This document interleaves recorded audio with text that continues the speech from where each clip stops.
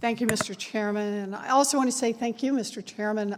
This has been my first chance to say in public how grateful I am for your help in setting up the consumer agency and how helpful all the people were at the Fed during the time of transition of the consumer function. So thank you very much.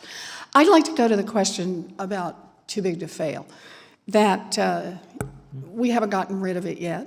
And so now we have a double problem, and that is that the big banks, big at the time that they were bailed out the first time, have gotten bigger, and at the same time that investors believe with too big to fail out there that it's safer to put your money into the big banks and not the little banks, in effect creating an insurance policy for the big banks, that the government is creating this insurance policy, not there for the small banks.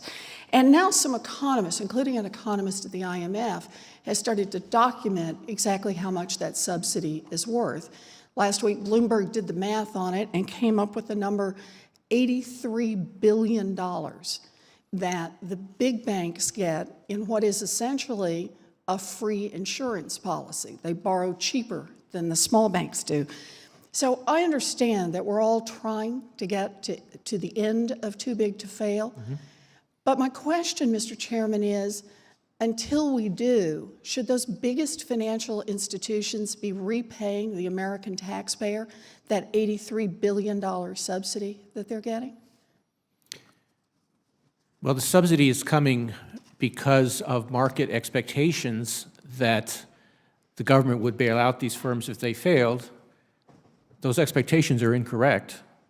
We have an orderly liquidation authority, and even in the crisis, we, in the cases of AIG, for example, we wiped out the shareholders. Excuse me, though, Mr. Chairman, you did not wipe out the shareholders of the largest financial institutions, did you? The big banks? Because we didn't have the tools. Now we could. Well, now we have the tools. $83 billion says that, whatever you're saying, Mr. Chairman, $83 billion says that there really will be a bailout for the largest financial institutions if they fail. No, that's the expectation of markets, but that doesn't mean that we have to do it. I think we have to do is solve the problem, Senator. I think we are really in agreement on this.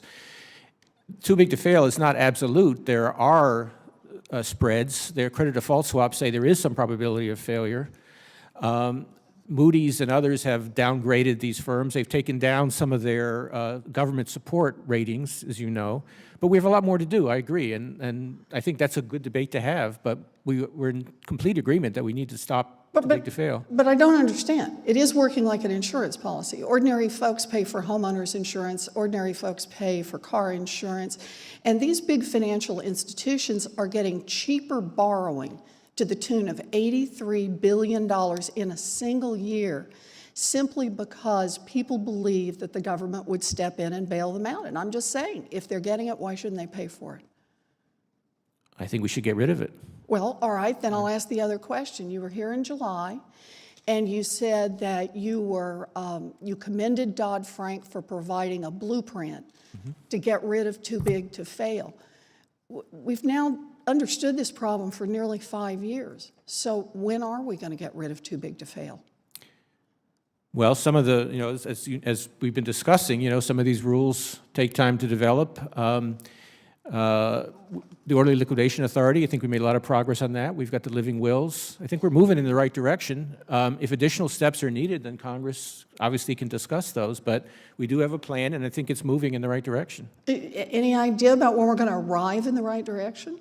It's going to take, it's not a 0-1 kind of thing. It's over time, you'll see increasing market expectations that these institutions can fail. And I would make another prediction, and predictions is always dangerous, that the benefits of being large are going to be small, are going to decline over time, which means that some banks are going to voluntarily begin to reduce their size because they're not getting the benefit that they used to get. I read you on this. I read your predictions on this in your earlier testimony, but so far it looks like they're getting $83 billion for staying big. Well, that's one study, Senator. You don't know whether that's an accurate number or not. Well, okay, we'll go back and look at it again if you think there's a problem with it, but